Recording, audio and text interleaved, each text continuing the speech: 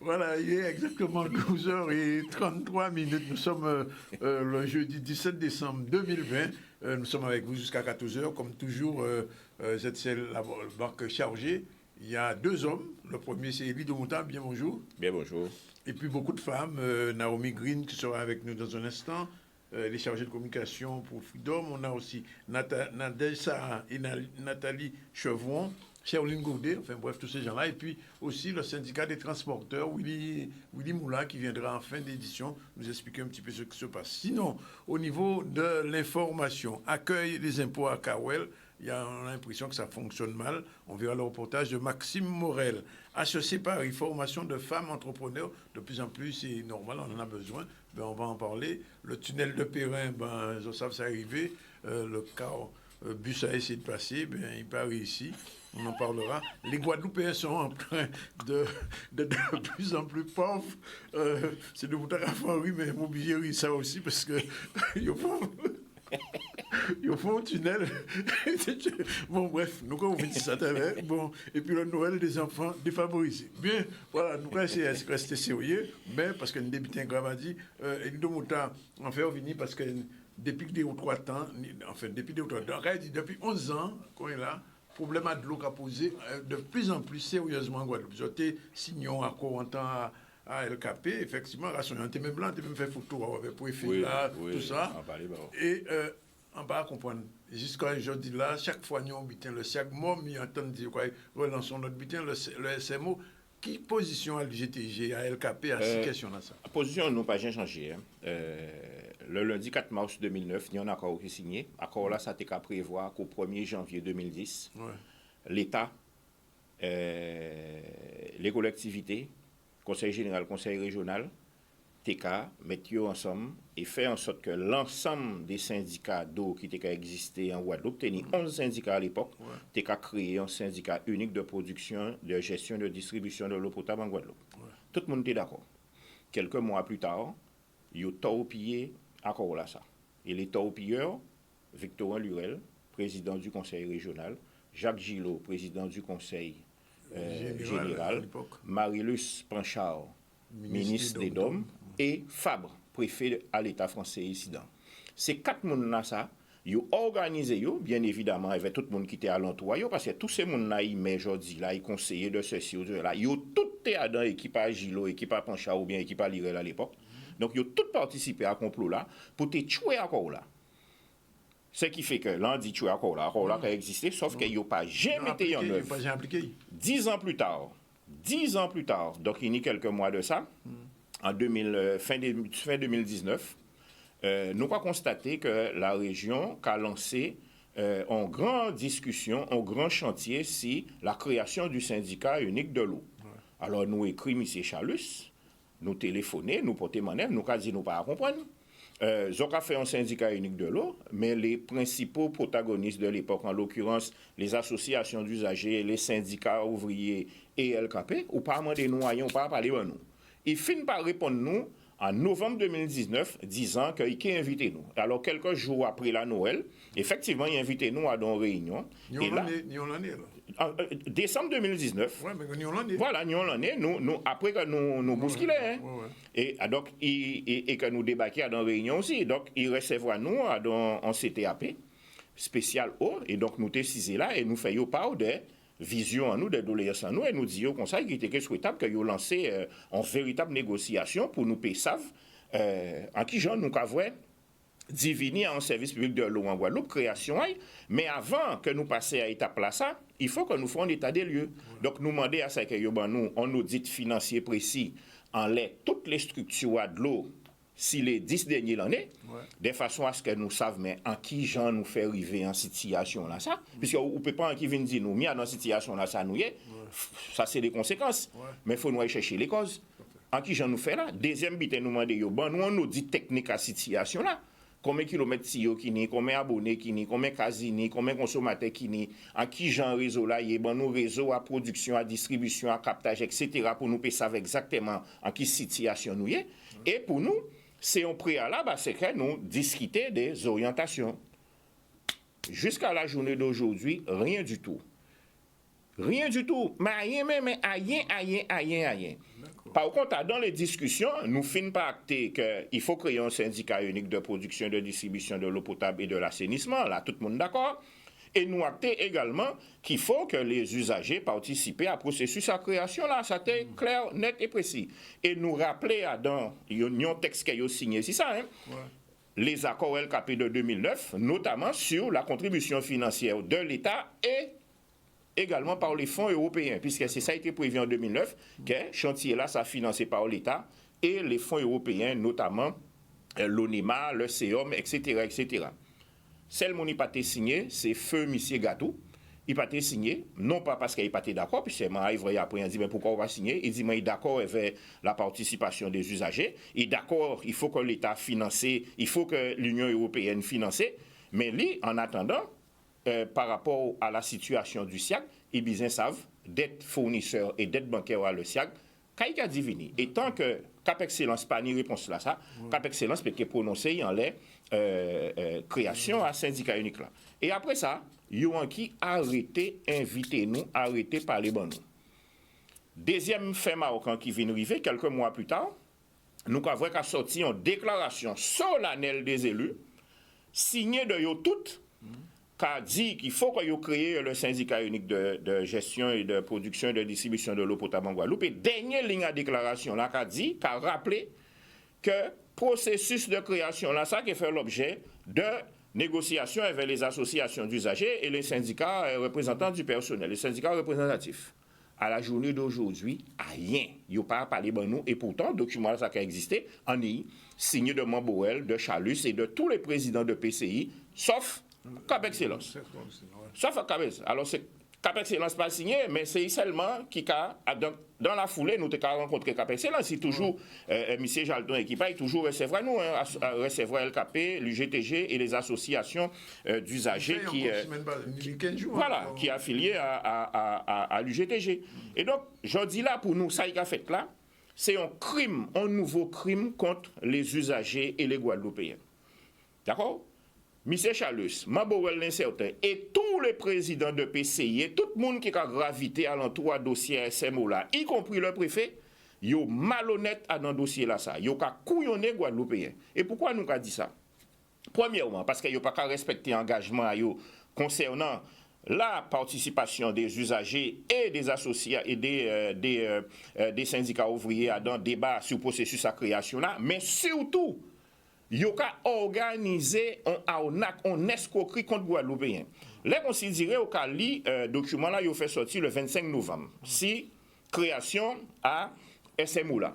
Yo ka dit dans texte là que yo ka prend dette fournisseur et créance à le SIAG, yo ka reverser dans les EPCI. Ça veut dire quoi? Ça veut dire que les fournisseurs qui touchent l'argent à yo, mais qui mouni qui paye au final? C'est l'usager citoyen qui a payé par l'impôt. Donc en final, le compte, c'est nous, usagers, qui a payé fournisseurs à le SIAG. Mais là, il a dit que les créances sont reversées à l'EPCI. Par exemple, l'Amairie Gosier qui a doué le SIAG de l'argent, l'Amairie Saint-François qui a doué le SIAG de l'argent, ni d'autres collectivités qui a doué, l'État. Même de l'hôtel même? Ni l'hôtel. Non, ni en liste, l'hôtel qui a doué, ni des collèges qui a doué, ni des lycées qui a doué, ni des services de la préfecture qui a doué, ni tribunal qui a doué, la gendarmerie qui a doué. La préfecture qui a doué, contrairement à ça, qui a dit, nous avons liste en lot institution qui a doué. Ces créances-là, ça, eh bien, il y a que disparaître. Par contre, dans le même temps, huissier, il y a huissier à Casale Maléré pour voir qui gens il a ponctionné. Troisième bitin qui est particulièrement choquant dans ça y a fait là. C'est là qu'il a dit qu'il a transféré les dettes bancaires du SIAG, il a transféré dans SMO là. Alors, en bitin sorti créé, nous pouvons même voir Oikaï, en qui j'ai Oikaï ou Jarabayon dette. Mais en fin de compte, pourquoi il y a dette là? Parce qu'encore une fois, à part SMO là, qui est payé. C'est l'usager qui est payé à travers ça, il a créé le prix raisonnable unique de l'eau. Donc en final de compte, c'est un véritable arnaque. L'État dit qu'il a mis 50 millions. Je suis désolé, c'est des clopinettes. Je dis là, pour un réseau neuf de distribution, il faut au minimum 1 milliard d'euros. Pour payer un réseau neuf de distribution avec des travaux si 10-15 ans. Et en attendant, mettez l'argent pour payer faire des services d'urgence pour permettre moun dernier ti brin de l'eau. Donc, là où on prend dette fournisseur là, ou qu'on transférer aux EPCI, c'est le citoyen qui a payé. Là où on prend dette bancaire là, ou qu'on transférer dans SMO là, c'est encore l'usager qui a payé via le prix raisonnable de l'eau. Donc, en fin de compte, c'est un véritable arnaque, c'est une escroquerie que les parlementaires, que l'État, que les présidents de collectivités, présidents du conseil régional, présidents du conseil général, qui ont organisé contre l'État. Et c'est pour ça. Ils n'ont pas invité nous pour ton côté. Hein. Je vois l'autre jour, ils ont fait publication des chiffres de l'eau. Ouais. L'office de l'eau qui voilà. fait ça. Ils n'ont pas invité nous. Ils n'ont pas invité pour une association d'usagers qui est affiliée à LKP. L'autre jour, ils ont fait grand-messe sur le plan Chlordécone 4. Même bitin, nous, syndicats représentatifs dans l'agriculture, ils n'ont pas invité nous. Ils n'ont pas invité pour une association que nous travaillons avec eux, tout simplement parce que ils n'ont pas de parole qui a gêné. Et donc, c'est pour ça, nous apprenons les dispositions qu'il faut pour nous contrer toutes ces malhonnêtetés-là, ça. Notamment sur le plan juridique, nous avons attaqué toutes ces décisions-là que nous avons là, nous avons attaqué devant les juridictions, et en même temps, nous avons fait en sorte d'appeler à la mobilisation contre ça qui a fait là. Parce que ça qui a fait là, encore une fois, c'est un crime contre les usagers guadeloupéens, un crime contre la Guadeloupe. Et les élus guadeloupéens, directement complices et responsables à cette situation-là, ça, et vers représentants à l'État colonial français ici. Alors, nous, notre question qui a posée, c'est que l'ISM ou là, que Yotka dit ici. En même temps, en France, nous apprenons que nous avons notre syndicat, on projet de loi pour créer un syndicat dans même la. Oui, alors disons que ça, vous savez, comme Cap Excellence, Eau d'Excellence, qui a traîné les pieds et Eau d'Excellence qui a dit, premièrement, Eau d'Excellence, il y a un certain nombre de recommandations qu'elle a proposées. Bon, c'est ça, M. Gatou et Kadia dans la réunion là, donc il n'a pas changé de position depuis des mois et des mois. Et notamment, la participation des usagers à dans instance à ça, mais ce n'est pas tout participer à dans les instances. Ouais. Mais dette fournisseur, dette bancaire, participation financière à l'État, ouais. Parce que l'État a changé préfet tous les 3 ans, ouais. Et l'État a nous l'illusion qu'il sorti rivé. Ouais. Parce que le préfet là sorti rivé. Rochat sorti rivé, mais le préfet là depuis 1635. Hein. Ouais, mais pas ça seulement. Michel là, il ministre des colonies actuellement, c'est le CONU. Il vient ici pour te venir dire en Guadeloupe, il y a à peu près 2 ans, que ok, l'État a eu 400 millions, etc. Bon, je vois 400 millions là. Bien sûr. Il essaye alors, mon cas bien vrai, en fin de compte, pour répondre plus précisément à la question, ça Théophile Bénéfait là. Ouais. C'est une espèce de piège pour coincer Cap Excellence. Ouais. Comme le SMO, non, c'est ouvert, syndicat mixte ouvert, ça veut dire on peut rentrer, on peut sortir. Et donc, à partir du moment que Cap Excellence dit, mais moi, d'accord pour rentrer, mais à condition que, eh bien, quand il dit, puisqu'on ne veut pas rentrer, nous faisons loi, pour ça, obligatoirement, ou Adam. Pas la loi ou Adam. Et donc, c'est pour ça, nous avons dit très clairement, il peut faire tout micmac. Nous avons organisé avec les associations d'usagers de l'eau, avec les organisations syndicales, pour nous appeler à un vaste front de contestation dans les dossiers là. Parce qu'il est hors de question que vous couillonnez Guadeloupéens, que vous volez Guadeloupéens pendant des décennies avec complicité à l'État et que vous faites nous quoi qu'en faisant 2 faux procès, le procès de Hernandez et le procès de Michel Chevry, que le problème de l'eau l'a réglé. Je suis désolé, en participer à un procès Hernandez pendant les 2 jours, ils ont nommé non à ministre, non à préfet, non à sous-préfet, madame à sous-préfet, trésorier payeur général, non à maire, non à président de collectivité, etc., etc., etc. Yo pas même le parquet pas même nommé un juge d'instruction pour auditionner tous ces monde là ça pour demander comment ça fait-il que nous autres qu'a nommé à un dossier qui n'est l'argent disparaît. Non, à nous arrêter. Et encore une fois, l'éocali, conclusion à CTAP là, ni un catégorie monde, il n'y a pas jamais parlé d'elle. C'est l'usager. 15 ans, il pas ni de l'eau. 15 ans, il cabre de l'eau à caca. 15 ans, il cabre de l'eau à mercure. 15 ans, il cabre de l'eau à chlordécone. 15 ans, il a fait compter à y tourner. 15 ans, il pas ni en service à la hauteur des sailles de tête à tonne à un pays dit civilisé. C'est lui le grand absent des débats. Ouais. Et donc, encore une fois, ça y a fait là, c'est pour cacher aux Guadeloupéens détournement de fonds, gabegie qui fait, vivandrie qui fait, et l'argent en nous. Et encore une fois, il y a fait en sorte que ce soit nous qui payons. Donc, c'est pour ça, nous, Quasimoun, rapprochez-vous des associations d'usagers, adhérez dans les associations d'usagers, de façon à ce qu'ils contestent toute facture qu'ils ont recevoir et que nous lancer la rébellion, on a bien dit la rébellion contre Tous ces gens qui aujourd'hui là qui volé Guadeloupéens.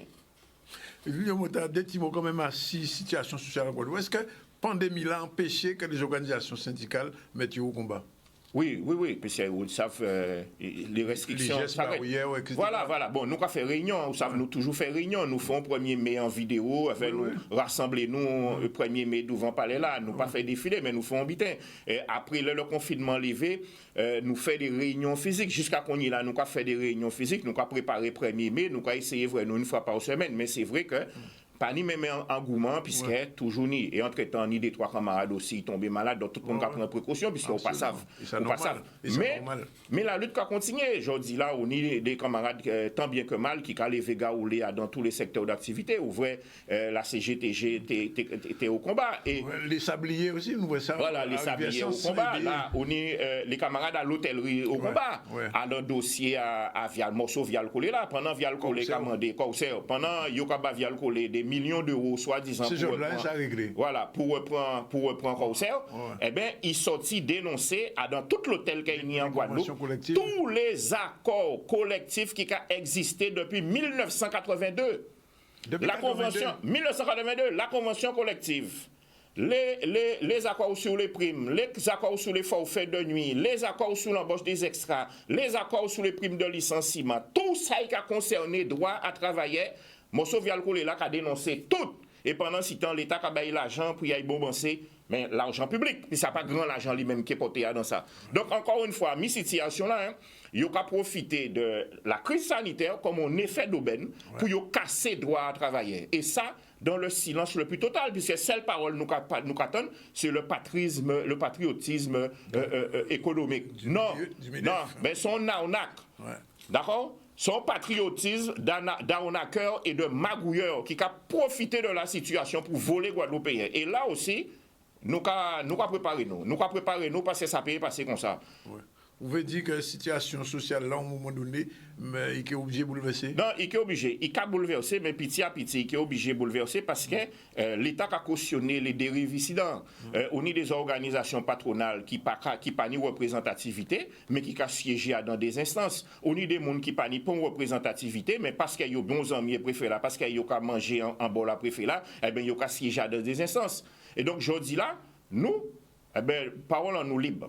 Pas ni pas monde qui a dicté nous ça nous ni à faire ça nous pas ni à faire. Nous sommes une organisation libre et indépendante. Donc nous que prend les initiatives que nous n'y apprenons en âme et conscience pour faire respecter l'organisation nous et respecter Guadeloupéens. Alors ça on décide l'eau là en temps LKP mais assis à vie sociale, à vie quotidienne à Guadeloupéen, assis boire et manger à you. Est-ce que la vie a baissé ou bien est-ce que parce que l'INSEE fait une documentation, un document pour montrer que finalement le niveau de vie à la Guadeloupe là c'est plongé qu'à manger.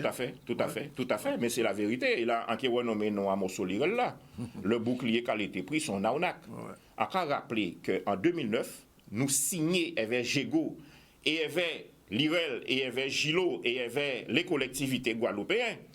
Que yo prend un décret en Conseil d'État pour encadrer les prix de première nécessité et que nous fait une liste de familles de produits de première nécessité justement pour encadrer ces prix là ça.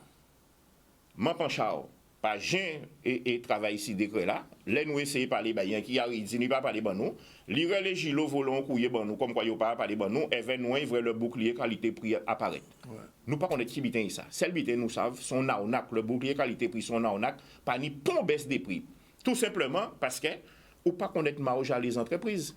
Ou pas connaître marge que yo ka fait en les produits. Donc là il a dit ils sont monopole. Bien sûr, là il a dit oui ka ba 1 euro de baisse. Ouais, ça c'est qui bitin. Par rapport à qui bitin. Donc en final de compte, c'est un arnaque. Le bouclier qualité prix son arnaque pour garantir la profitation des importateurs distributeurs et faire nous quoi que l'État et les collectivités ka goumé contre la vie chère. C'est totalement faux. Son arnaque.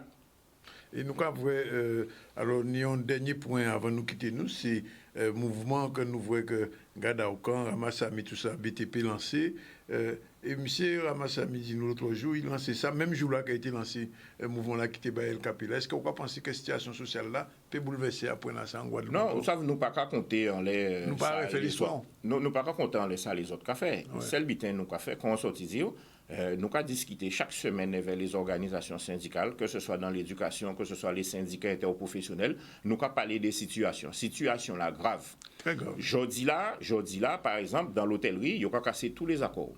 Et il y a commandé les travailleurs des travails et en supprimant les congés, en supprimant les primes. Dans le commerce, c'est même bitin. Dans le BTP, c'est même bitin. Tout partout, les travailleurs soumis à des restrictions et à des remises en cause des droits.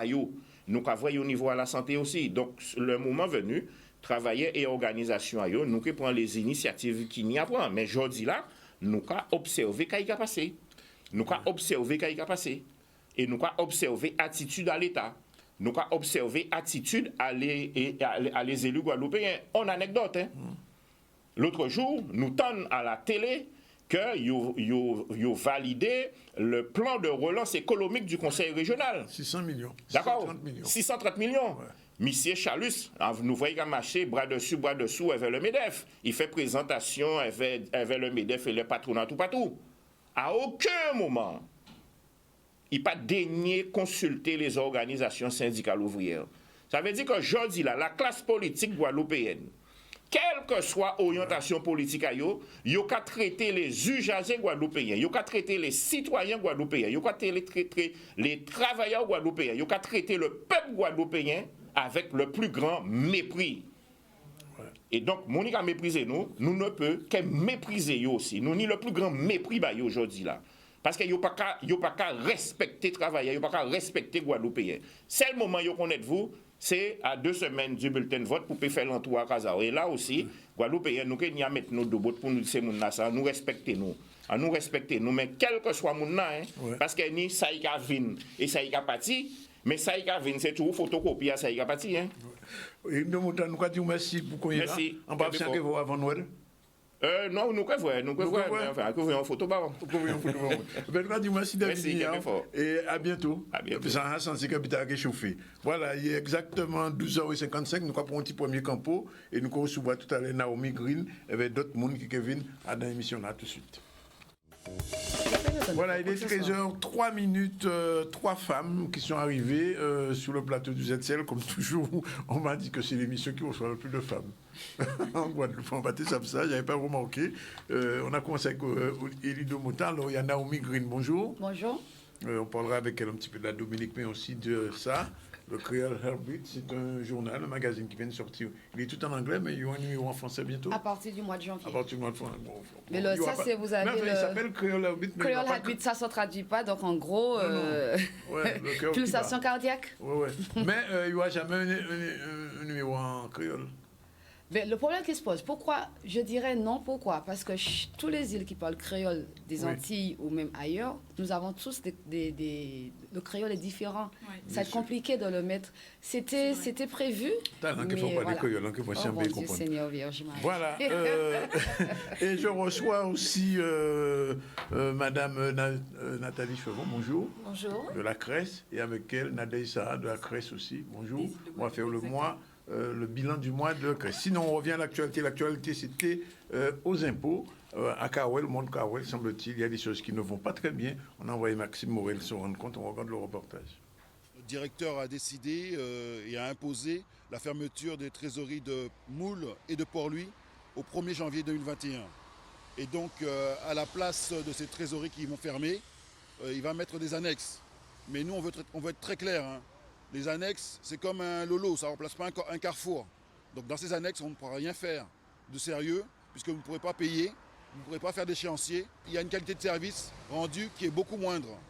Et également, quand vous irez voir la personne dans ces annexes, elle va juste vous orienter à venir sur Kawel. Le directeur a pris une autre décision qui est très importante et dont les gens doivent avoir connaissance.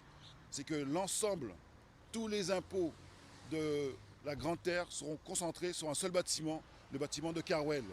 Donc ça veut dire que tous les gens de Grande Terre, Moule, Saint-François, Gosier, Sainte-Anne, lorsqu'il y aura quelque chose de sérieux à faire, quelque chose à payer, ça sera par rapport à Kawel. Le problème qu'on a, c'est que déjà, à l'état actuel des choses, les collègues de Moncarwell sont en surtension. Tous les services, que ce soit le CIP, que ce soit le SPF, que ce soit le SUE, sont déjà débordés. Au téléphone, il n'y a personne. Les collègues sont déjà débordés. Donc ce n'est pas qu'ils ne veulent pas, c'est qu'ils ne peuvent pas. Comme on dit chez nous, à pas veille pas cité, c'est pas cité. Pania Semoun. Donc voilà, les sondages pour demander aux gens, à quelle heure qu'ils arrivent les gens. Combien de fois qu'ils ont dû appeler pour espérer avoir quelqu'un au téléphone. Il faut savoir que quand on vient au Saint-Paul, il faut venir très tôt parce qu'il y a souvent beaucoup de monde. Comme vous le voyez, il y a super beaucoup de monde.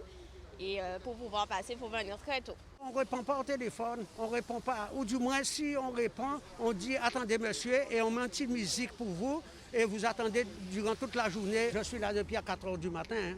Et bon, j'ai des formalités à remplir au niveau des impôts, alors j'étais obligé de venir très tôt. En 2021, il est prévu que ce soit la commune, la trésorerie de Cap-Esther et de Pointe-Noire qui ferme également. Donc vous voyez, il y a beaucoup de transformation du réseau qui va avoir un impact négatif sur le travail des collègues. Tous les syndicats comptent ça, parce que nous savons que dans ça, c'est Maléré qui est pris dans ça. Voilà. D'ailleurs, on va bientôt recevoir les syndicats des impôts, parce que là encore des problèmes, on le savait, et ça empire. Alors, HEC Paris, formation pour des femmes entrepreneurs. J'ai là que des femmes entrepreneurs, justement. Je ne sais pas si vous êtes passé à HEC Paris. En tout cas, il y a un petit reportage sur cette question. Hier, il y avait une formation. Regardez un peu. Le programme HEC Stand Up, c'est un programme à destination des femmes entrepreneurs qui se déroule en plusieurs phases. Donc la première phase est une phase pour les candidates de cette promotion-là digitale qu'elles ont commencé en septembre. Et là, on finit la première étape de la formation avec une formation présentielle. Donc c'est une formation qui est destinée à favoriser l'indépendance et l'autonomie des femmes par l'entrepreneuriat. Et elle vise à lever les freins, qui sont nombreux sur le chemin de l'entrepreneuriat, à leur donner les bases de ce que c'est que de lancer une entreprise et à les faire passer à l'action pour lancer concrètement leur projet. Il n'y a pas forcément de différence entre une entreprise montée par un homme et par une femme. En revanche, les obstacles qui sont rencontrés sur la route sont différents. Donc c'est important d'avoir un moment où on est entre femmes, où on peut parler de ces obstacles, trouver des stratégies pour passer ces obstacles, ce qui ne veut pas dire que dans la suite du programme, ce n'est pas un programme où elles ne travailleront pas avec des hommes. C'est en complément avec mes études, donc on a beaucoup d'âges divers, j'avoue que je suis la plus jeune, j'ai 20 ans, mais en tout cas à titre personnel, ça m'aide énormément à déjà avoir un premier pas dans le monde de l'entrepreneuriat, dans le monde du commerce, et à voir de façon plus, je dirais, plus concrète ce qui se joue aujourd'hui sur le terrain, en théorie mais aussi sur le terrain. C'est une très belle opportunité, surtout pour toutes les femmes, parce que c'est une formation qui s'adapte beaucoup à nos contraintes, c'est-à-dire qu'en général, on a beaucoup de difficultés pour rentrer dans le marché de l'entrepreneuriat. On a l'impression que ce n'est pas fait pour nous. Et surtout quand on doit jongler notre vie au travail, notre vie familiale et s'occuper de nos enfants, on s'est dit à quel moment on peut entreprendre. Et justement, Emma et Nathalie nous montrent les pistes pour pouvoir avancer dans notre projet. Hormis le fait que HEC Paris soit reconnu dans le monde entier, ça permet d'avoir une légitimité dans ce qu'on veut proposer comme projet et surtout, ils établissent avec nous une façon d'élaborer les choses et de les mettre en place d'une façon plus cohérente que si on le faisait toute seule. Le marché est composé principalement d'entrepreneurs masculins et il est important de savoir que les femmes aussi ont des compétences qui sont à mettre en application. Elles savent qu'elles le peuvent, mais elles ont besoin d'une façon de savoir comment procéder pour réaliser, finaliser quelque chose qu'elles souhaitent faire et surtout de connaître la viabilité de ce qu'elles souhaitent entreprendre. C'est une grande opportunité de pouvoir être suivie par Nathalie, par Emma, d'être encadrée par une si grande école et qui nous propose un échantillon de possibilités d'avancer dans notre démarche. Vous n'allez pas me démentir, c'est super important ça, que les jeunes femmes entrepreneurs soient formées par HEC, qui est une très haute école de commerce parisienne, enfin française. Et si les femmes entrepreneurs prennent le pouvoir, ça va peut-être garantir plus de développement. Enfin, les hommes ne faut pas en colère. Alors, on va parler avec Madame Naomi Green, elle est responsable de Z1 Booking Production. What is it? Alors, The One Booking Production, c'est une société de booking que je travaille. Je travaille avec les artistes, les promoteurs. Donc, je book les artistes pour les promoteurs, entre autres, la communication, Guadeloupe, caribéenne, mais aussi, ça peut aller au-delà. En ce moment, on n'avez pas trop de travail, là. Eh bien, non. Oui. Pas trop. Oui. Plus beaucoup sur la communication et prévention avec les îles de la Caraïbe.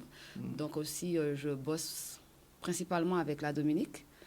Référente pour Discover Dominica, l'Office de tourisme ici. Alors, qu'est-ce que c'est Discover Dominica? Discover Dominica, c'est l'Office de tourisme de la Dominique. Nice. Donc, je bosse en étroite collaboration avec eux, en général, à faire des informations, passer des informations au niveau d'Internet, Facebook, Instagram. D'accord. Donc, voilà. Et l'année dernière, il n'y a pas eu de festival? Ben, l'année dernière, on a, en fait, cette année, on va dire, 2020. Oui, 2020, en octobre, il y a 2 mois. Non, alors il y a quelques mois, on n'a pas eu de festival, mais on a eu quand même pas mal d'événements en ligne. Quand même, oui. Et pas mal d'événements aussi localement, mais avec moins de personnes comme ici, c'est réglementé. C'était jusqu'à 100 à 200 personnes parfois, voire des petits événements à des endroits vraiment clos et stricts. Ouais, beaucoup de restrictions, comme chez nous, mais encore beaucoup plus strict. Plus strict qu'en Guadeloupe. Oui. Oui. Oui. Alors, on est quand même... Là-bas, c'est quand même différent, vu qu'on n'a vraiment pas beaucoup de cas. On n'a vraiment pas beaucoup de cas. Parce que c'est très strict, en fait, c'est ça. Les frontières ont été fermes de l'arrivée de Covid dans la Caraïbe de le mois de mars. Pas de croisière, pas de croisière, pas d'entrée de croisière, rien du tout. Mais ils ont gardé l'ouverture des frontières seulement avec les îles, on va dire, du CARICOM, les petites îles, en fait, où le Covid était vraiment inexistant ou très, très bas. Donc, ça veut dire que si moi je veux demain aller passer le week-end à Ouzo, vous pouvez y aller. Et quelles sont les conditions? Ben, les conditions, test PCR avant de rentrer. Oui.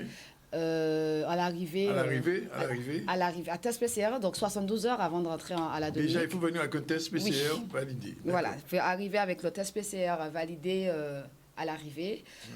On a mis, en fait, ils ont mis tout un acheminement avec les taxis, les hôtels, les restaurants. Ouais. Donc, c'est-à-dire, en gros, pour faire comprendre au public, de votre arrivée, vous allez avoir le même taxi. Jusqu'au départ. Donc, vous êtes en étroite collaboration avec... On est suivi, quoi. Vous êtes suivi, vous êtes pisté. Vous êtes pisté, mais vraiment jusqu'à la fin. Mais gentiment. C'est-à-dire qu'après, si jamais il y a un souci ou vous êtes tombé malade par la suite, on sait qui vous avez fréquenté ou ce que vous étiez. Ça veut dire quelque chose. Ça veut dire, Naomi, que si je dois venir vraiment avec la bonne personne. Ah ben oui. Ça te regarde. Vu la façon dont vous parlez là... Après c'est pas si compliqué que ça, sachant que si tu pars à la Dominique pour 15 jours, obligatoirement rester à ton hôtel 5 jours. Oui. Après 5 jours, on te fait un autre test. Ah bon, négatif. Après, il y a un nouveau test après 5 jours. Voilà, tu seras obligé de faire un autre test parce qu'on peut arriver négatif, on ne sait pas. Qui contrôle aujourd'hui cette maladie? Personne. Donc, du coup, toutes les précautions sont mises en œuvre pour protéger la population. Alors, ce qu'ils ne veulent pas, en fait, c'est que la population soit contaminée. C'est vraiment ça, en fait. Donc, test PCR après 5 jours. Si le test est négatif... Alors, si, par exemple, je suis là-bas, je suis contaminé, qu'est-ce qui se passe? Bien, vous êtes pris en charge par l'équipe médicale, l'équipe sanitaire. Vous allez avoir quelques frais à votre charge. En plus? Oui. À l'hôtel, c'est le septaine, si vous êtes, le quatorzaine, si vous êtes contaminé, ça sera à votre charge. Carrément. Mais dollar caribéen, je vous assure que ce n'est pas dollar US ni euro. C'est pas un euro, donc. Non. Ça revient à peu près à 20 et quelques euros par jour, si je m'abuse. Ouais. Donc voilà. Après, si vous êtes négatif, vous êtes libre de faire ce que vous voulez, du plongée, safari, rivière, aller en montagne, comme vous voulez. Parce qu'on sait qu'on vient à la Dominique, on ne vient pas pour faire du shopping, mais on vient pour profiter de la nature. Oui, c'est vrai. Combien de rivières il y a encore en Dominique? Le nombre de jours qu'il y a dans l'année. Oui. Alors, vous savez que, Naomi, on a autant de rivières qu'en Dominique, en Guadeloupe? Ben, je n'ai jamais dit le contraire. Ah non, je dis ça. Parce que c'est sur le tourisme dominicain, on dit, ouais, Dominique, 365 rivières. Bon, en Guadeloupe, on a 400. Parce que la Dominique, en fait, contrairement peut-être à nous, la population et les gens d'extérieur profitent vraiment, ils connaissent l'île pour ça, en fait. Oui, pour la nature, c'est vrai, c'est voilà. Donc, l'île authentique, comme on dit. Exactement, et on a peut-être beaucoup plus de bassins eau chaude, oui. Contrairement à ici. Ici, on a beaucoup plus de l'eau fraîche, on va dire. Pas peut-être comme chez nous, et c'est beaucoup plus valorisé. On sait que c'est là, les gens qui aiment la nature, les randonneurs, etc. savent. Quel est le plat national au niveau de la cuisine dominicaine? C'est pas une colle, hein, je pose la question. Mountain chicken, je dirais. Quoi? Le mountain chicken. Mountain chicken, oui. Et aussi, on est... Il n'y a pas le fog chicken, non? C'est ça? Oui, on l'appelle mountain. Mais non, parce que les gens croient, non. On dit mountain chicken, on croit que c'est parce poulet que si je dis grenouille, les gens vont me dire auberge, mais c'est du tout pas le même... Et c'est bon? J'ai goûté, je ne savais pas. Oui. Et ça a le goût du poulet. Oui. D'accord, c'est un goût du poulet. C'est ce qu'on appelle mountain chicken.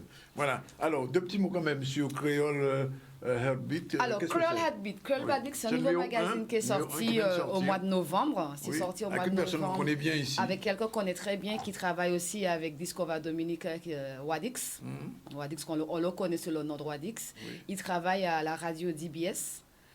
Il fait partie aussi des fondateurs, il travaille aussi avec Discover Dominica sur les fondateurs du World Creole Festival depuis 2016. Ouais. 96, pardon, depuis le 96, oui, il est là depuis le début. Et il est fanatique du créole, donc il s'est lancé dans son nouvelle aventure, le Creole Heartbeat, et je l'aide un petit peu on va dire, dans le marketing de son nouveau magazine. On trouve ce magazine en Guadeloupe déjà? Il est déjà en Guadeloupe. Oui. Pour l'instant, je suis en plein dispatching, plan marketing. Oui. Quelques rendez-vous avec quelques maisons de presse, librairie générale, on en peut parler, c'est en cours. Oui. Et quelques Dominicains habitants ici, long. Sinon, vous allez en ligne sur le Creole Heartbeat, le Instagram. Naomi, le prix n'est pas écrit dessus. Pas encore. Mais en ligne, vous allez trouver. D'accord. Parce qu'on est en pleine négociation. C'est selon la tête du client. Non, pas du tout. C'est en pleine négociation, j'ai pas envie de dire des conneries. Non, on n'est pas ici pour ça. En tout cas, spécial feature sur Gordon Anderson. Bien sûr, parce qu'on est... l'édition de novembre était en plein Covid, en fait, juste après le Creole Festival. Oui. Donc, vous avez Gordon Anderson qui nous parle... de la Dominique, de Creole Festival, en large autour, voilà, c'est sa musique et tout. Exactement. Quand même, voilà, c'est ça. Voilà. Sous Gordon est très connu ici. Et on parle aussi de l'impact du Covid aussi de la Dominique sur le côté festif, voilà, sur le côté créole, le Creole Festival aussi. COVID-19 sur the TK International Bouillon Music. Le bouillon fonctionne toujours là-bas. Et le bouillon a toujours fonctionné. Le bouillon vient de la Dominique. Oui, je sais que ça vient de la Dominique. Et je sais que vous aimez bien le bouillon. En tout cas, merci Naomi d'être venue nous dire tout ça. Il n'y a pas de souci. Ce ne sera pas la dernière fois. Le numéro prochain, il est déjà arrivé. Il est ici. Il est déjà arrivé? Oui, il arrive. Je dois le récupérer tout à l'heure. Oui. Et sinon, comme je disais, vous le trouvez en ligne, en fait, en mode PDF. Hein. On peut l'acheter en ligne. Creole Heartbeat. Okay. Donc vous allez sur la page Facebook de Creole Heartbeat et aussi l'Instagram.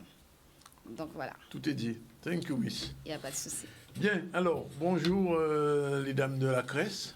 Bonjour. Madame Nathalie Chevron et Madame Nadège Sahar. Et il y a quelques semaines, on a beaucoup parlé de ce mois de l'ESS en Guadeloupe.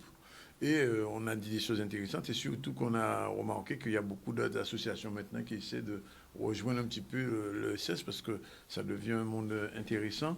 Alors, ce bilan, on va commencer avec Nadège, comme d'habitude. Quel bilan on peut tirer de ce mois de l'ESS? D'abord, pour les gens qui ne savent pas, ESS, ça veut dire quoi? Alors, ESS, ça veut dire économie sociale et solidaire. Il faut toujours le dire, parce qu'on dit ESS, les gens croient que c'est un club sportif. Non, ce n'est pas un club sportif, mais ça peut aussi... le sport fait partie aussi de l'économie sociale et solidaire. Oui. Et donc, le mois de l'ESS, quel bilan on peut tirer? Un bilan très positif, un bilan très satisfaisant, puisqu'on s'est rendu compte que malgré cette crise sanitaire qu'on est en train de traverser, les acteurs n'ont pas cessé de se mobiliser, les acteurs ont fait preuve de résilience. On a pu dénoter plus de 400 personnes qui ont participé, ne serait-ce même qu'en ligne, puisque bon, il faut savoir que qu'en ligne, voilà, 70% des événements se sont faits en ligne, avec quelques actions maintenues en présentiel, mais 70% d'entre elles se sont tenues en ligne. Et il faut dire que la coordination de cet événement a été vraiment possible aussi grâce au soutien de la région, du département, également des fonds européens, et ce qui nous a donné un très très bon mois de l'ESS. Et également, bien sûr, de ZCL et de Canadis, qu'on ne cessera de remercier justement pour ça. Donc plus d'une vingtaine d'événements pour ce mois. Plus d'une vingtaine d'événements, plus de 400 personnes mobilisées sur ces actions, à la fois en ligne et à la fois en présentiel, et un mois très très riche, on peut dire ça. Alors, quelles sont les thématiques qui ont été abordées pendant ce mois de l'ESS? Alors, les thématiques étaient totalement variées. On a pu, par exemple, grâce à un partenariat avec ESS 2024, parler donc, des achats responsables. On a pu parler de l'entrepreneuriat autrement avec la CCI des îles de Guadeloupe ou encore avec la communauté d'agglomération Riviera-du-Levant. On a pu également aborder toutes les questions liées à l'économie circulaire avec l'ADEME. On a parlé d'éco-organismes avec C2D Consulting. Donc voilà. Toutes les thématiques ont été abordées durant ce mois. La santé aussi, grâce à l'Association française des diabétiques, la Mutualité française et également la mutuelle MMG, Margaïa, qui ont tous participé activement à la réussite de ce mois.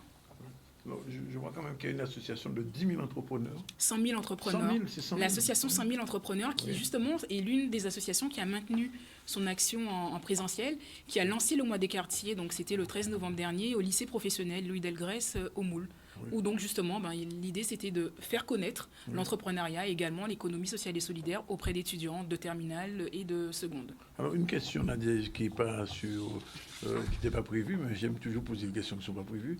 Est-ce que l'année prochaine, si la pandémie s'est éloignée, vous ferez comme cette année présentiel et non présentiel? Parce que visiblement, ça fonctionne bien. Oui, totalement. C'est-à-dire que le mois de l'économie sociale et solidaire tel qu'on l'a connu cette année nous montre qu'il faut faire preuve d'inventivité au quotidien. Voilà. Et donc, maintenir ces événements en dématérialisé, on voit que ça fonctionne, on voit que le public se déplace, mais il faudra quand même aussi maintenir ces actions en présentiel, puisque le public a besoin justement de toucher de près ce que c'est que l'économie sociale et solidaire. D'accord.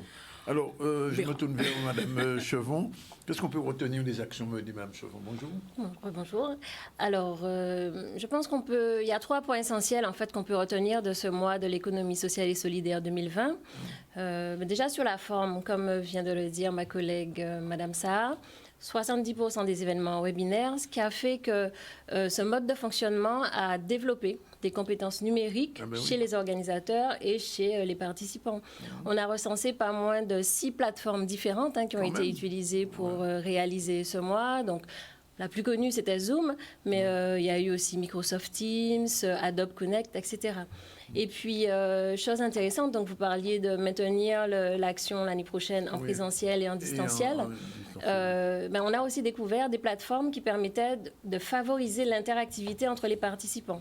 C'est-à-dire que, par exemple, dans le cadre de sondages, les participants ont eu la possibilité d'écrire de façon virtuelle sur des post-it qui ensuite étaient partagés avec les autres participants. C'était des vrais post-it ou des post-it virtuels? Non, c'était des post-it virtuels. Mais en termes d'affichage, vous aviez vraiment l'impression que ces post-it étaient affichés sur un tableau. Et tous ces éléments en fait, d'interaction vraiment ont permis à la fois aux organisateurs et aux participants de s'approprier une nouvelle façon de fonctionner de façon numérique. Et comme c'était du numérique, ça a dépassé la Guadeloupe, bien sûr. Exactement. Donc, effectivement, nous avons eu un webinaire en particulier qui illustrait la façon dont l'insertion des clauses sociales dans les marchés publics peut générer des opportunités d'affaires pour les structures de l'ESS. Ce webinaire, en fait, a été suivi par des intervenants et des participants de Guadeloupe, de Paris, de La Réunion, de Mayotte, de la Guyane également. Tout à fait. Pas de Martinique? Si, nous avions aussi des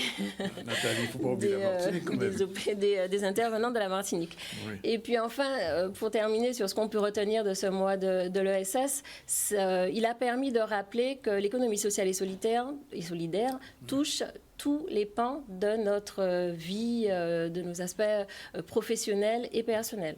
Et vraiment, les acteurs se sont mobilisés. Alors bien sûr, il y avait des incertitudes sur en présentiel, en distanciel, est-ce qu'on maintient...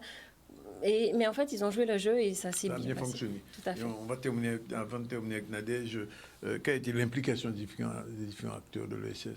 pendant ce mois? L'implication a été très bonne et comme je le disais tout à l'heure, on n'a pas du tout ressenti une démotivation de la part des acteurs de l'ESS, malgré justement le distanciel. Une très forte mobilisation en ligne, une très bonne participation à chacun des événements que la CRES a pu organiser et ceux dont aussi nos partenaires ont organisé. On s'est rendu compte qu'ils ont vraiment fait preuve de résilience et c'est aussi ça qu'on doit retenir de cette crise. C'est que même si justement nos acteurs sont en train de traverser des choses pas faciles, ils réussissent malgré tout à se mobiliser pour faire connaître leur métier, pour faire connaître leur passion. Et c'est ça, en fait, le mois de l'ESS. L'application était vraiment très, très bonne à ce niveau-là. Donc, on est très satisfait. Alors, Nathalie, si on devait résumer ça en 2 mots, rapidement. Alors, en on 2 est mots, presque dans notre timing, là. Je dirais que ça a été un mois de l'ESS riche et atypique. En 2 mots. Oui. Et nous invitons d'ailleurs les... Et original aussi. Et original. Mais vous m'aviez dit 2 mots. Oui, bon, allez, je vais un 3e. Et original, tout à fait. Alors, on m'a posé la question l'autre jour. C'est encore une question au sujet, mais enfin, j'approche quand même. Une association qui veut entrer dans le secteur de l'ESS doit faire quoi? Alors, une demande pour... Comment ça se passe concrètement? Une association, intrinsèquement, fait partie de l'économie sociale et solidaire. Oui, mais sans le savoir. C'est ça. Oui. Mais elle en fait partie. C'est-à-dire que d'un instant où elle s'inscrit... de toute façon, une association, par définition, elle fait partie de l'économie sociale et solidaire. Et on le voit, quand elle s'inscrit donc, au niveau du greffe des associations, quand elle reçoit aussi sa fiche INSEE, c'est précisé qu'elle fait partie du champ de l'ESS. Ensuite, elle a toute la possibilité de venir nous rejoindre au sein de la CRES des îles de Guadeloupe pour justement découvrir, quand elle le souhaite, aux horaires d'ouverture bien sûr. En ligne ou bien en présentiel? En ligne, en présentiel. D'ailleurs, on aura l'occasion de vous parler de l'actualité aussi de la CRES en ligne. Aujourd'hui, hein, non. Le timing est fini. On aura l'occasion de vous parler de ce que la CRES met en place en ligne, mais voilà, les acteurs de l'ESS, en tout cas les associations particulièrement, font déjà partie de l'ESS. Donc elles le vivent, elles ne le savent peut-être pas. Donc il ne faut pas qu'elles hésitent, n'hésitez pas à se rapprocher de nous. Je suppose que les gens ont entendu, c'est la deuxième fois que je pose la question, puisqu'on la pose chaque fois, parce que j'ai l'impression que l'ESS c'est de se faire... Il faut nous inviter plus souvent, c'est ça? Bon voilà, il est 13h26, mesdames. Je vous remercie. Naomi, merci d'être venue pour la première fois dans le ZCL. Non. Vous êtes déjà venu dans le ZCL, non? Vous êtes déjà venu à Canal, mais pas dans le ZCL. Pas avec moi, en tout cas. Non, pas avec toi. Bon, next time. Quand le numéro en français, je pourrais le présenter un de ces jours? Bien sûr, en janvier. En janvier? Ok, next month, ok. Et puis on vous retrouve la semaine prochaine. Pas le jeudi. Non, parce que le jeudi 24... Ce sera le mardi, voilà, effectivement. Oui, c'est la veille de Noël. Donc, exceptionnellement, la chronique SSE ou Mutualité française se fera mardi prochain. Voilà, je vous remercie. Il est 13h27. On prend la deuxième pause et on se retrouve tout à l'heure pour la suite et la fin des événements dans le ZCL News.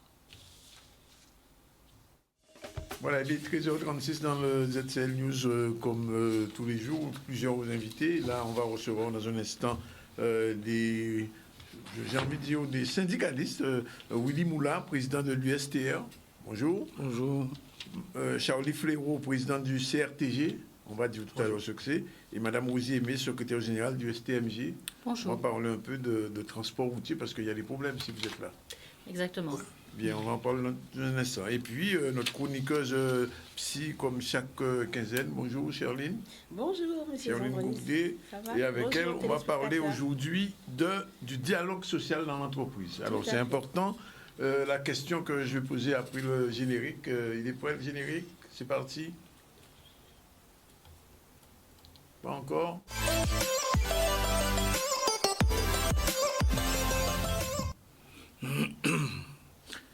Alors, la question qui se pose à Charline, est-ce que le dialogue social dans l'entreprise a été boosté par la Covid? Oui, tout à fait. Alors, on rappelle qu'est-ce que c'est que le dialogue social. Oui. Le dialogue social, en fait, c'est au sein d'une gouvernance, au sein d'une entreprise, d'avoir des salariés, des syndicats comme vous, qui sont représentés, d'avoir également donc, les chefs d'entreprise et avec parfois d'autres organismes extérieurs comme le MEDEF. Voilà. Et donc, l'idée, c'est de pouvoir que toutes ces personnes puissent se rencontrer pour trouver des moyens de fonctionner. Et donc la crise du Covid a forcément boosté ce dialogue parce qu'il a fallu créer des commissions de santé, sécurité, hygiène pour assurer justement la bonne reprise des activités suite au confinement et au déconfinement. Ensuite, il a fallu aussi se poser pour discuter de la continuité des entreprises, à savoir le fait par exemple de mettre des salariés en télétravail. Donc il y a aussi des problèmes économiques, financières par rapport à la situation. Donc il a fallu vraiment créer ces commissions pour rassurer les salariés et rassurer également tout le système de gouvernance sur la faisabilité de la continuité des activités. Donc oui, effectivement, ça a totalement boosté et c'est d'ailleurs une bonne nouvelle. Je voulais en parler parce qu'on a du mal à dédramatiser aujourd'hui la crise du Covid-19. Et parler de dialogue social, ça permet effectivement aux entreprises aujourd'hui de prendre conscience de plusieurs aspects, c'est-à-dire la bonne santé, la qualité de vie des salariés, et sur des sujets aussi comme l'environnement, sur leur manière aussi de conduire leur entreprise différemment. Donc vraiment, ça a été très important et ça a permis de booster vraiment tous ces domaines-là. Mais alors, si dans l'entreprise, il y a un petit peu de méfiance entre les salariés et la gouvernance, comment on peut établir un dialogue social? Alors, justement, donc, il y a plusieurs possibilités.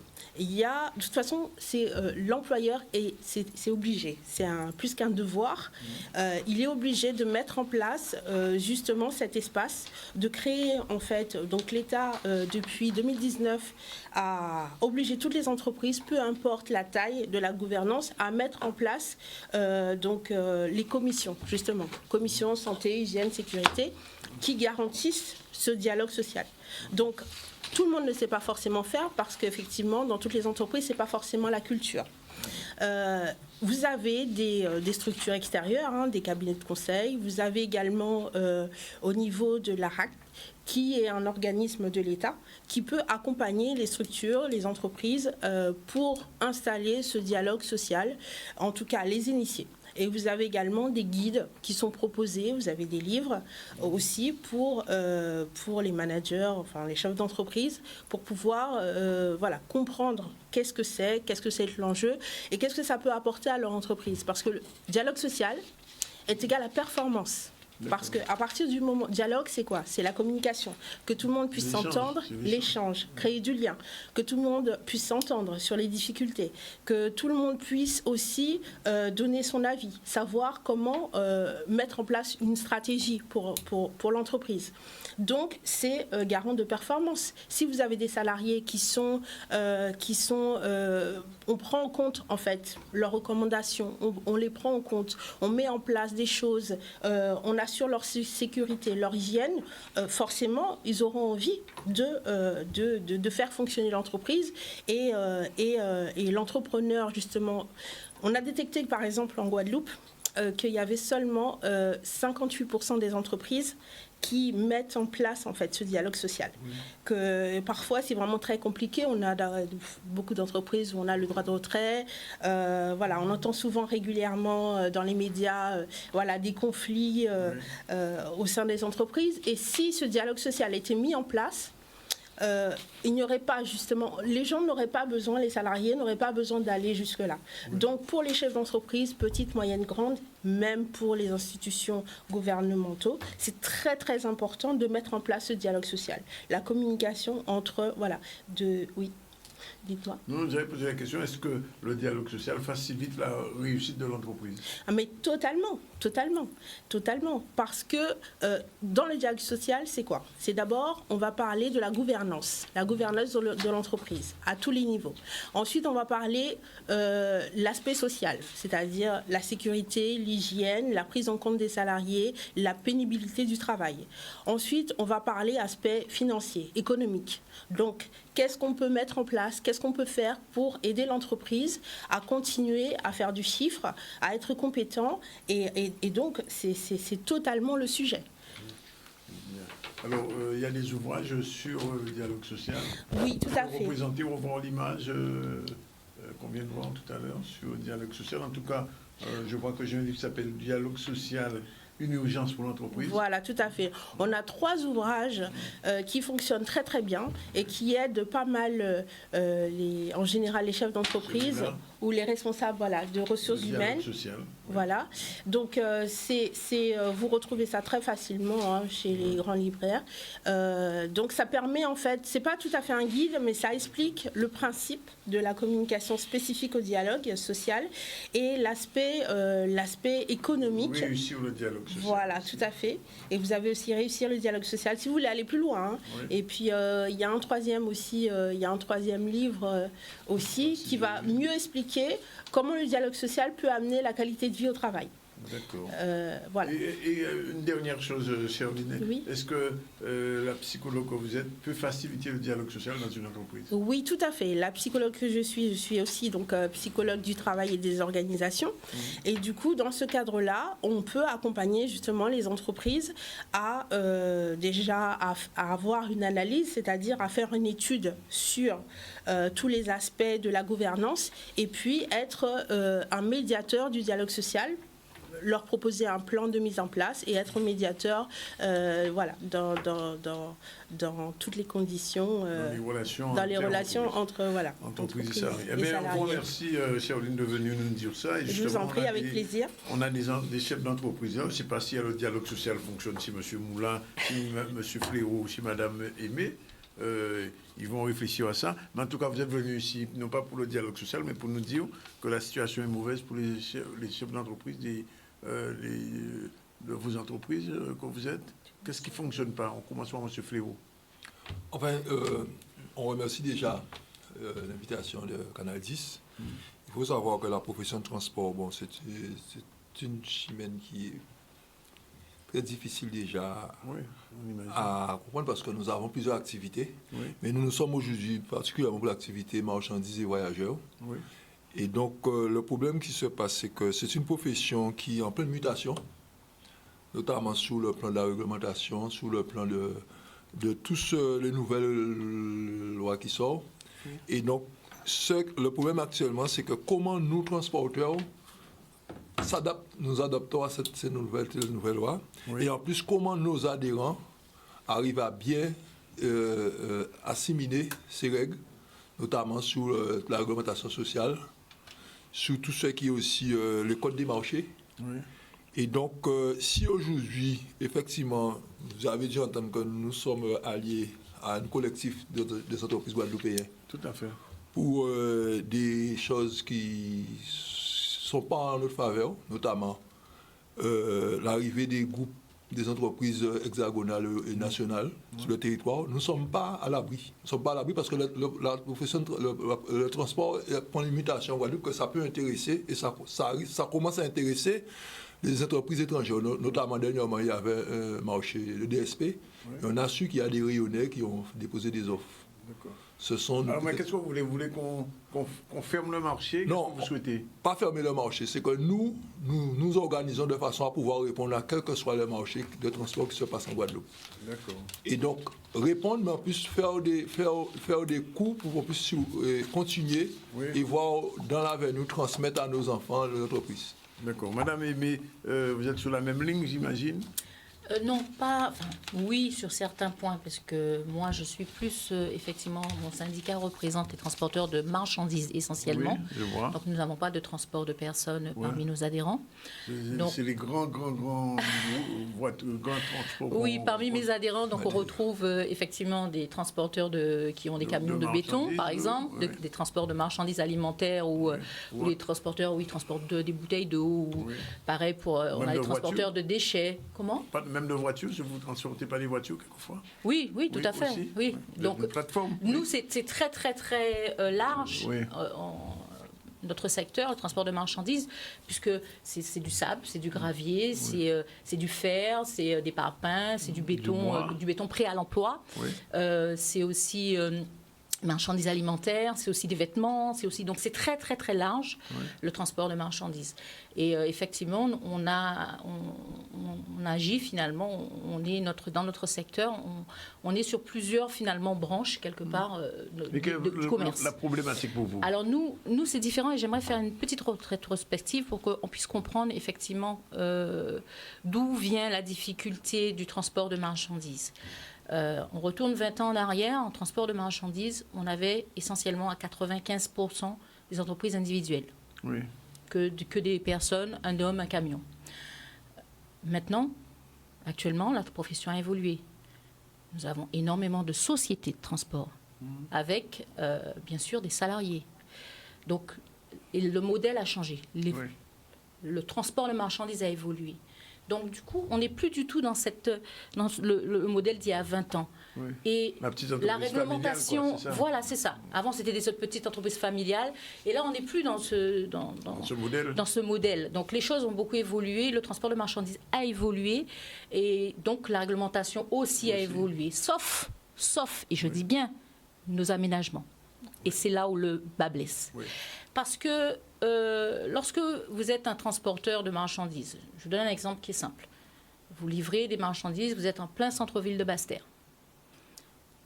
Nous, maintenant, tous les véhicules, les nouveaux véhicules Euro 6 qui sont arrivés, ils ont un système de chrono. Donc, c'est un système qui nous dit à quel moment on doit prendre nos temps de repos. Oui. Parce qu'on a un temps de conduite obligatoire et un temps de repos obligatoire plutôt.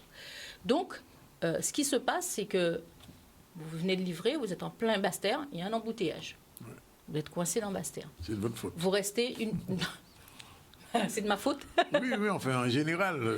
Non, c'est pas de notre faute. Pourquoi ce serait de notre faute? C'est de notre faute. C'est-à-dire que quand il y a un grand camion en pleine rue à Basse-Terre, les rues ne sont pas très larges... Non, mais je ne parle pas de nous qui bloquons la rue. Je veux dire que lorsque vous avez un embouteillage par rapport à la circulation, le fait que la circulation n'est pas, n'est pas fluide. Voilà, donc vous êtes bloqué, vous ne pouvez pas avancer. Vous avez un camion, vous ne pouvez pas avancer. Du temps. Et vous perdez du temps, donc vous perdez de l'argent. Oui, bien sûr. Et en plus de ça, la réglementation derrière vous tape sur les doigts. Oui, je m'explique. Vous arrivez en plein centre-ville, vous êtes bloqué, la circulation n'avance pas. Vous restez là 20 minutes. Votre véhicule, votre système de chrono, il tourne toujours. Oui, tout à fait. Et il se met à sonner. Mais vous êtes en train de travailler, vous êtes derrière votre véhicule, vous n'êtes pas, vous ne pouvez pas dire que vous êtes en pause. Reposer à ce moment-là. Voilà, c'est ça, vous ne pouvez pas dire que vous êtes en pause, donc vous êtes en train de travailler. Et pour le temps de sortir de Basse-Terre, vous prenez une demi-heure. La police vous arrête à la sortie de Basse-Terre. Oui, on vous contrôle. Amende, tout de suite. On vous contrôle, amende. Vous n'êtes pas arrêté au moment où vous deviez prendre votre temps de repos. On fait comment? On s'arrête en milieu de Basse-Terre et on dit on prend notre repos et on se gare, on attend? Oui, bien sûr. Et on ne pourra même pas se garer à Basse-Terre. Parce que quand vous avez des véhicules. Une réglementation qui n'a pas suivi l'évolution. C'est ça. Alors, et c'est ce que je disais à la région dernièrement, c'est que on fait pour nous, mais pas avec nous. Oui. Et c'est là où le problème. Et ce n'est pas que nous. Parce que souvent, nous, transporteurs, on a tendance à prendre le problème pour nous seulement. Le problème n'est pas que pour nous. Je m'explique. Lorsque, par exemple, vous avez un accident de la route et que les pompiers doivent arriver, ils prennent peut-être 20 minutes parce qu'entre-temps, si l'accident a eu lieu sur le pont de la Gabarre, le temps que les pompiers arrivent, le temps qu'ils arrivent à passer, parce qu'ils ne pourront pas passer, c'est clair. Où sont les routes qui nous permettent effectivement de dégager? Où sont les dégagements? Où sont les aires de repos? Il n'y en a pas. C'est quasiment inexistant en Guadeloupe. Et c'est là où le bas blesse. Ça veut dire que, vous avez une profession qui a évolué. Oui. Et l'infrastructure n'a pas évolué. Mais l'infrastructure n'a pas évolué. J'ai bien compris. Alors, ce n'est pas, comme je dis, on en a parlé au Conseil régional hier, mais ce n'est pas, le problème n'est pas que la région. Et ce que nous, on demande en transport de marchandises, c'est qu'il y ait un vrai projet pour permettre la fluidification, la circulation. Donc avec les routes de Guadeloupe. Voilà, la circulation des biens et des personnes. C'est ça la différence. Ce n'est pas notre problème à nous, c'est le problème de tous. Je refuse d'aller à Morne-à-l'eau à 4h l'après-midi. Mais oui, c'est le problème de tous. On ne peut plus circuler. Et j'aimerais juste dire à nos Guadeloupéens qui m'écoutent là aujourd'hui, allez regarder un peu le travail de l'Observatoire du transport de l'ADL, qui vous dit que d'ici l'année prochaine, on prendra 2 heures pour aller à Basse-Terre. Mais lorsque vous prenez 2 heures pour aller à Basse-Terre et que vous êtes un transporteur et que vous devez livrer des marchandises rapidement, tout à fait. Comment vous faites? Donc c'est un manque à gagner pour les transporteurs de marchandises. Et c'est là où le bas blesse. Il faut vraiment qu'il y ait un vrai projet cohérent pour la Guadeloupe qui permette effectivement la fluidification de la circulation des biens et des personnes. Si vous avez bien entendu, Willy Moula, président de l'USTR et de l'UNOSRA, l'Union nationale des organisations syndicales des transporteurs routiers et automobiles. Votre problématique, elle est différente de celle de Fléau et de Madame Aimé? Bonjour déjà aux téléspectateurs de Canal 10. Elle n'est pas différente. On a pratiquement les mêmes problèmes parce qu'on parle de réglementation de transport, on parle d'organisation, on parle de logistique en termes de transport. Et je voudrais simplement dire une chose. On a eu madame qui a parlé de dialogue social. Aujourd'hui, c'est la problématique aussi des entreprises. C'est que bien souvent, les chefs d'entreprise veulent mettre le dialogue social en place, mais en face, les autorités organisatrices qui nous donnent, qui nous confient les exploitations à réaliser, eh bien, on n'a pas de dialogue structurel et logistique et organisationnel pour faire le travail correctement. Et aujourd'hui, si nous sommes rassemblés avec les forces économiques de la Guadeloupe, c'est parce que ça fait des années qu'on dit qu'il faut tenir compte de la vie des professionnels lorsqu'on lance des marchés, lorsqu'on fait des organisations. On a vu encore ce matin un bus qui est resté bloqué sur le pont en faisant les sessions sur le tunnel qu'ils ont réalisé. Donc ça prouve bien qu'on a vraiment un malaise. Nous, on nous confie des marchés, on ne donne pas de réseau pour pouvoir faire les marchés. Alors qu'on nous impose, pas parce que M. Fléau... Les restrictions, oui. On nous impose des choses dans nos contrats. Et aujourd'hui, on ne donne pas les moyens ni financiers, ni organisationnels de les faire. Quand on nous dit qu'il faut faire 8 rotations dans une journée qu'on appelle Bastère, alors qu'elle vient de vous dire que d'ici quelques mois, on sera 2 heures de temps pour faire un trajet en tant qu'on appelle Bastère. Donc on a vraiment un problème. Et aujourd'hui, alors c'est vrai qu'il y a eu... ça fait des années que les transporteurs se battent. Moi, je suis jeune aujourd'hui. Monsieur Fléau, ça fait des années qu'il se bat pour le transport. Et aujourd'hui, on se rend compte qu'on est dans 2 dynamiques différentes. La dynamique aujourd'hui, et c'est ça qu'il faut que les Guadeloupéens comprennent, c'est que les transporteurs ont toujours joué le jeu, je le dis aujourd'hui, ont toujours joué le jeu pour satisfaire le déplacement des gens qui sont dans le besoin. Tout à fait. La différence qu'on a en face, on a eu l'expérience en 2007, lorsque le conseil départemental a lancé les 11 lots, ça n'a pas fonctionné par rapport aux transporteurs parce qu'ils ont joué le jeu. C'est parce que les autorités organisatrices, et notamment le conseil général, n'a pas donné les moyens techniques et financiers de faire. Aujourd'hui, on veut donner du dialogue social à nos entreprises, mais où on va le prendre? Il faut bien qu'on le prenne quelque part. Mais si les entreprises qui nous donnent les marchés ne nous donnent pas la possibilité de pouvoir faire les choses correctement, eh bien derrière, forcément, on a un manquement. Et bien souvent derrière, eh bien, c'est toujours le chef d'entreprise ou l'organisation professionnelle qui fait le travail qui est toujours mal vu. Et c'est ça la problématique. Aujourd'hui, on reproche à toutes les EPCI, au conseil régional, au préfet de ne pas entendre ce que l'on dit. Nous sommes sur un département d'outre-mer aujourd'hui, on nous impose des réglementations nationales, européennes et nationales. Donc, ce n'est pas normal. Il est temps qu'on adapte la réglementation par rapport dans l'état où on se trouve. Alors, je vous pose à tous les 3 la question rapidement, mais il faut me répondre aussi rapidement. Est-ce que vous êtes entendu en ce moment?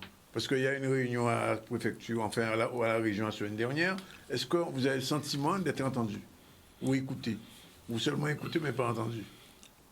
Enfin, je vais répondre rapidement. Bon, avant-hier, je peux dire que, bon, on a voulu effectivement se faire entendre, mais le président a monopolisé, il a une stratégie en place que finalement, je crois que le message n'a pas pu passer correctement. Mais la seule chose que nous avons pu constater quand même, nous sommes restés soudés. Et qu'il y a certains organes, notamment la préfecture, je crois que c'est le premier qui nous a déjà fixé une date de rendez-vous, qui nous plaît pas trop, parce qu'il nous a prévu le 22 janvier. On trouve que c'est là, mais que voulez-vous, c'est la fin d'année. Bon, on va réfléchir pour savoir la réponse qu'on donnera au préfet. Mais je dis que le problème doit être résolu déjà, parce que le préfet, il est là, il chapeaute tout. Mais le problème, c'est que tout ce qui est transport en Guadeloupe, c'est les autorités organisatrices. Donc je crois qu'ils ne nous ont pas encore contactés, mais à leur sentiment, on a senti quand même qu'ils veulent bouger les choses. Donc ce qu'on demande, et je profite de l'occasion pour mes collègues, messieurs, nous avons peut-être la possibilité de transmettre, d'être présents, mais l'idée, c'est que vous partagez avec nous, que quand vous convoquez à des réunions, vous venez pour dire, parce que chez chaque fois qu'on va s'écouter entre nous, on pourra faire des propositions pour l'intérêt de la profession. Et je dis ça et je répète parce qu'il est beau de dire que bon, ça va pas, mais c'est pas en restant chez soi et dans son bureau, bien derrière son volant, qu'on va pouvoir s'exprimer. Donc nous avons actuellement pu, ce qu'on nous reprochait, c'est qu'il y a 3 organisations syndicales actuellement en Guadeloupe, nous sommes à 3. Hier soir, on était ensemble, on travaille. Il est prévu dimanche qu'on fasse une réunion avec les transporteurs voyageurs. Donc, je dis aux transporteurs, il faut que vous participez à ces réunions de façon qu'on puisse échanger avec toutes nos différences. Même si c'est des petites entreprises, des micros, des moyens, des gros, venez pour qu'on puisse s'écouter. Madame Aimé, 2 petits mots rapidement. Alors rapidement, donc effectivement, on était au sein d'un collectif et on est au sein d'un collectif qui fait que, sincèrement, pour moi, on nous a écoutés, ça c'est sûr, je ne vais pas contredire ça. Par contre, là où je suis un peu déçue, c'est que, par exemple, nous, on n'a pas, la région n'est pas... on n'a pas la région n'a pas de compétences en transport de marchandises, oui. Donc ça n'a rien à voir. C'est pour ça qu'on dit qu'il y a une petite différence entre les deux. Nous, voilà, notre organisme de tutelle, c'est l'État. Vous serez à la réunion du 22 avec le préfet. Oui, on a été conviés aussi à la réunion du 22. C'est un premier pas. Donc, Willy, 2 petits mots avant de finir. Je vais juste te dire une petite chose, rapidement, excusez-moi. Oui. C'est juste pour dire qu'effectivement, moi, j'ai eu l'impression d'être écoutée, mais je n'ai pas eu de retour. En tout cas, par rapport à l'État, je parle bien par rapport à l'État, puisque j'attendais effectivement un peu plus, puisque ça fait 10 ans que notre syndicat existe, et ça fait 10 ans qu'on fait des réunions sur réunions, sur réunions, sur réunions, et qui n'aboutissent pas. Donc maintenant, on veut pas des paroles, on veut des actes. Des actes. Voilà. Willy, alors pour ma part, rapidement, on n'a pas été du tout satisfait parce qu'on estime que ça fait un moment qu'on discute avec les autorités organisatrices, notamment la région, sur l'organisation du transport, sur les marchés qui sont sortis, comment il faut faire. Et aujourd'hui, malgré les études, malgré les rapports de l'ADEAL, on a constaté qu'on a été entendu, mais il n'y a pas eu de réaction positive au niveau du président à ce niveau-là. Et je demande simplement qu'on puisse tenir compte de ce que l'on dit lorsqu'on parle, parce qu'on n'est pas là pour démonter, pour casser, on est là pour organiser avec eux. Je ne me fatiguerai jamais de le dire. Est-ce que ça veut dire, on termine là-dessus, qu'on va vers un blocage?